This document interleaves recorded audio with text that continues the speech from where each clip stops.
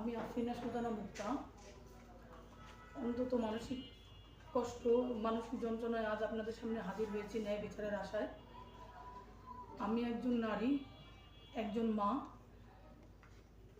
বাংলাদেশ সরকারকে শতভাগ VAT tax দেওয়া একজন বৈধ ব্যবসায়ী, আয়াত ডায়মন্ডসের প্রোপাইটার। আজ আমি ন্যায় বিচার প্রত্যাশী একজন নাগরিক। গত 4/2/2016 তারিখ খোরশেদ আলমের ছেলে মোহাম্মদ জয়নাল আবেদিন খোকনের সাথে আমার মুসলিম শরিয়া মোতাবেক 5 লক্ষ টাকা দিনমোহরে বিবাহ হয়। বিয়ের সময় উনি ওনার প্রথম স্ত্রীর সাথে সম্পর্কের কথা গোপন করে আমাকে ধোঁকা দিয়ে বিয়ে করেন, যা বিয়ের কয়েক মাস পর আমি জানি। এবং সেই সম্পর্ক প্রকাশ হওয়ার পর ওই ঘটনা নিয়ে বিয়ের পর থেকে বিভিন্ন সময় বিভিন্ন রকমের ঝামেলা আমার সংসারে ঘটতে থাকে। ওনার প্রথম স্ত্রীর ইন্ধনে আমার বাড়িতে একটি ডাকাতির মতো ঘটনাও ঘটে। এরপরে আমি অতিষ্ঠ হয়ে 2017 মার্চের 2017 মে মাসের 2 তারিখে স্থানীয় কাউন্সিলর অফিসে তাকে তালাক দিই। 2 তারিখে তালাকের কাগজটি তার হাতে পাওয়া মাত্রই 3 তারিখ সকালবেলায় উনি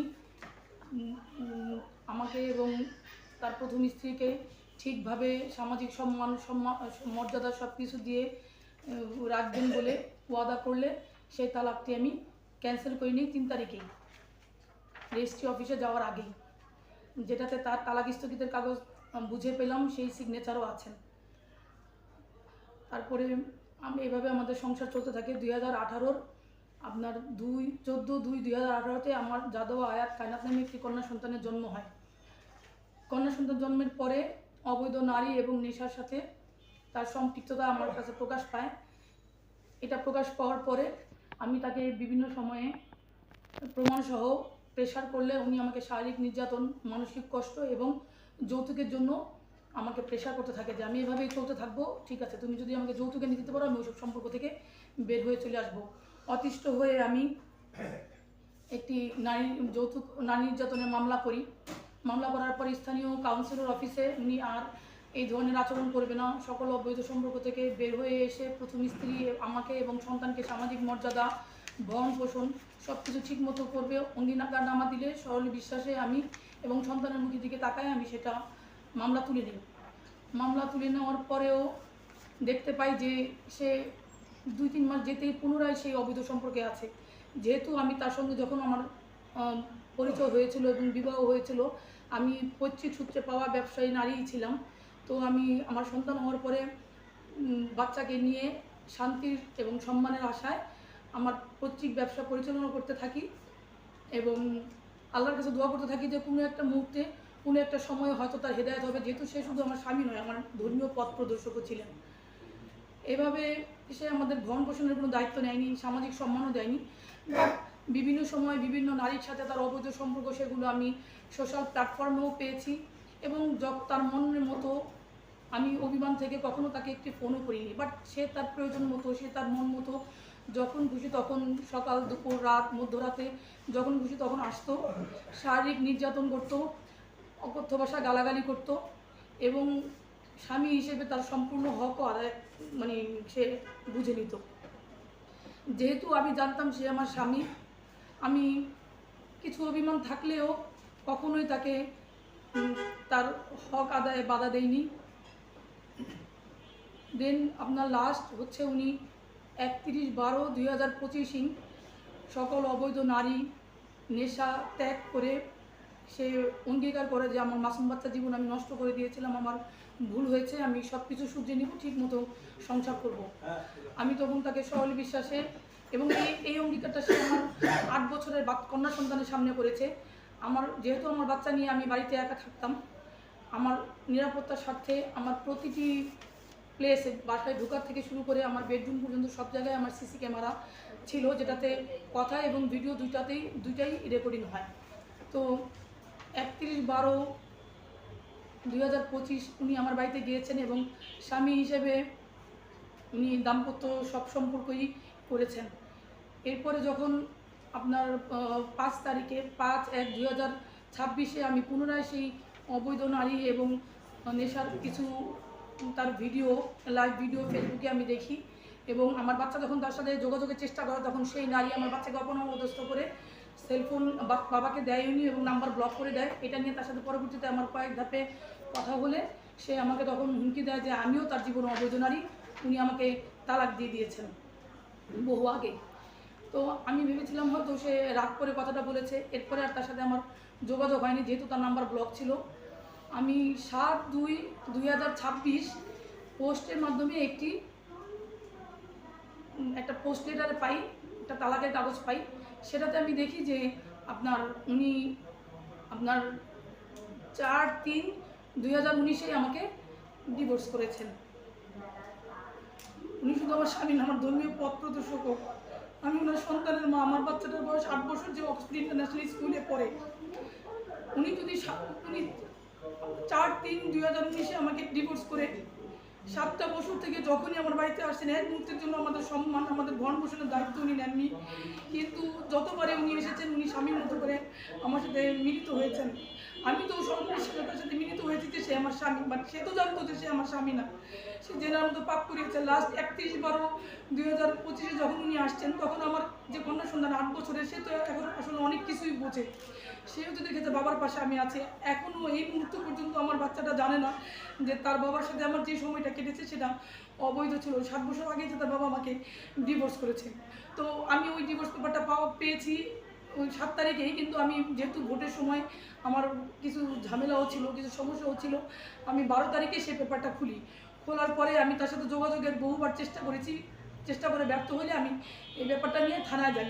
থানায় যাওয়ার পরে তার নামে একটি মামলা 17/2/2026 9 ক ধারায় একটি প্রতারণামূলক ধর্ষণের মামলা হয়। পুলিশ তাকে 18 তারিখে অ্যারেস্ট করে, 19 তারিখে কোর্টে সোপর্দ করে এবং সেখানে ম্যাজিস্ট্রেট ওনাকে দুই পক্ষের শুনানি শুনে ম্যাজিস্ট্রেট তাকে জেল হাজতে পাঠায়, নির্দেশ দেয়। অতঃপর সেদিন ছিল বৃহস্পতিবার। রোববারে 22/2/2026 হঠাৎ আমরা জানতে পাই যে ঢাকার সিএমএম আদালতে স্পেশালি শুনানি হবে। তখন আমরা দৌড়ে গিয়ে সেই শুনানিতে অংশগ্রহণ করি। ওনার পক্ষের যেই বিজ্ঞ আইনজীবীরা ছিলেন তারা বলেছেন যে উনি প্রথমে তো বলেছেন উনি কখনো আমার বাসায় যায়ই নাই। দ্বিতীয়ত উনি বললেন, যখন আমি সিসিটিভি ফুটেজ দেখালাম, ডিজিটাল ফুটেজ যেহেতু আমার কাছে আছে, সব প্রমাণ যেহেতু আমার কাছে আছে, স্টিল পিকচার ছিল, সেগুলো দেখিয়েছি আমার বাচ্চার সাথে এবং আমার সাথে তার যেই পিকগুলো ছিল সেগুলোও দেখিয়েছি, ভিডিও দেখিয়েছি। তখন ওনার আইনজীবীরা বললো যে স্যার, এই ভিডিও উনি যদি ওই বাড়িতে গিয়ে থাকে এবং আমার সাথে তার কোনো রকম স্বামী স্ত্রীর মতো সম্পর্ক হয়ে থাকে তাহলে তারা জামিন চায় না। আর আমি বলেছিলাম এবং আমার আইনজীবীরা বলেছিল যে স্যার, যদি আমার কাছে যে সিসিটিভি ফুটেজ আছে এবং যে প্রমাণগুলি আছে সেগুলো যদি মিথ্যা প্রমাণিত হয় তাহলে আমার বিচার আপনারা করবেন, আর যদি সত্য হয় তাহলে আমরা ন্যায় বিচার চাই। আসামি পক্ষ বা আমরা কেউই কোনো আপোষের আবেদন করিনি ম্যাজিস্ট্রেটের সামনে। উনি দুই পক্ষের শুনানি শুনে তারপরে কিছুক্ষণ পরে আদেশ জানাবেন বলে আমাদেরকে অপেক্ষা করতে বলে। আমরা প্রায় 1 ঘন্টা ওখানে অপেক্ষা করার পর ঘন্টাখানেক পরে আমরা জানতে পাই যে সিএমএম সাহেব জামিন মঞ্জুর করে উনি অলরেডি বের হয়ে গেছেন সিএমএম কোর্ট থেকে। আমরা দ্রুত দৌড়ে গিয়ে উচ্চ আদালতে আবেদন করব এবং জামিন নামঞ্জুর করার, জামিনের যেই আবেদন যেই রায়টা আছে সেটা স্থগিত রাখার জন্য আবেদন করলে ওনারা বলেন যে সিএমএম সাহেব অলরেডি বের হয়ে গেছে, যেহেতু এখন আর শুনানির কোনো সুযোগ নাই এবং উনি ফোনেই বেলবন্ডের নির্দেশ দিয়ে দিয়েছেন, যেটা নাকি বেলবন্ড তাদেরকে দিয়েও দেওয়া হয়েছে, বেলবন্ড প্রেরণ করা হয়ে গেছে। সো এটা নিয়ে এখন আর কোনো কার্যকারিতা নেই। তো যাই হোক, আমার কথা হচ্ছে যে আসামি বা আমরা কেউই তো আপোষ চাইনি। আর যেই মামলা প্রতারণামূলক ধর্ষণের যে মামলা, সেই মামলায় আপনার আপোষের কোনো সুযোগই নেই। কোথাও বহির্ভূত অন্য কোনোভাবে এই জামিনটা হয়েছে।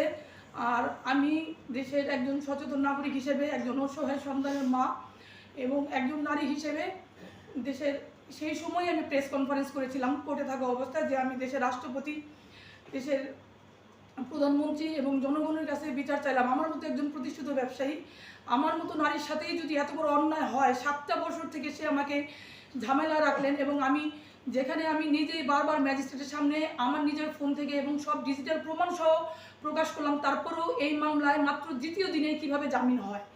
সেই জামিনটা নিয়ম বহির্ভূত হয়েছে, প্রথা বহির্ভূত হয়েছে। ম্যাজিস্ট্রেট ছিলেন ঢাকার সিএমএ মোস্তাফিজুর রহমান, এবং উনি যেই প্রথমে উনি জামিন যে দিয়েছেন, সেখানে প্রথমে উনি যে নোটটা দিয়েছিলেন যে আপোষের শর্তে পুলিশের আপনার তথ্যাবলী না আসা পর্যন্ত আভ্যন্তরীণকালীন তাকে জামিন দেওয়া হলো। আমরা যখন সেই কপিটা কালেক্ট করেছি, দ্বিতীয় দিনে দেখা হলো যে 2017 সালে ওনাকে আমি ডিভোর্স করেছি, সেই মর্মে উনি কোনো ধর্ষণই করতে পারে না। 2018 সালে তো আমার বাচ্চারই জন্ম হয়েছে, 2017 সালে ওনার সাথে আমার ডিভোর্স হলে আমার বাচ্চা হয় কীভাবে। এবং আসামিরা যে জামিনের জন্য আবেদন করেছেন, সেই পেপারের মধ্যেও তারা সেটা আপনার বর্ণনা দিয়ে গেছেন যে 2017 সালে ওইটা হয়েছিল, বাট 17 সালে ওই কাগজটা ডাকযোগে আপনার যেখানে ডিভোর্স কার্যকর হয় বা তালাকের জন্য যেখানে যায়, ওটা আপনার হচ্ছে ওই রেজিস্টারে থাকা অবস্থাতেই আমার হাজবেন্ড নিজে প্রেজেন্ট হয়ে সেটা আপনার ক্যান্সেল করিয়েছে। তো সেই শর্তে তো সে জামিন দিতে পারে না। দুইবারে একই রায়ে একই আসামির একই জামিনের আবেদনে ম্যাজিস্ট্রেটের লেখাটা দুইবারে দুই রকম হয়েছে। তো আমি ন্যায় বিচার চাই। শুধু আমি নয়, দেশে এরকমভাবে যে নারীরা নির্যাতিত হচ্ছে, যারা ধর্ষণ হচ্ছে, এবং পুলিশ এত কষ্ট করে আসামিকে অ্যারেস্ট করার পরও সে কোর্টে যাওয়ার সাথে সাথেই যখন সেই আসামি জামিন পেয়ে যাচ্ছে, তাহলে আমরা ন্যায় বিচার কার কাছে পাবো, কোথায় পাবো? আমি ন্যায় বিচার চাই। আমি শুধু ন্যায় বিচার চাই একজন মা হিসাবে। আমার আত্মীয়স্বজনের একটি কন্যা সন্তান আছে, আমার সন্তানের সম্মান রক্ষার্থে আমি ন্যায় বিচার চাই।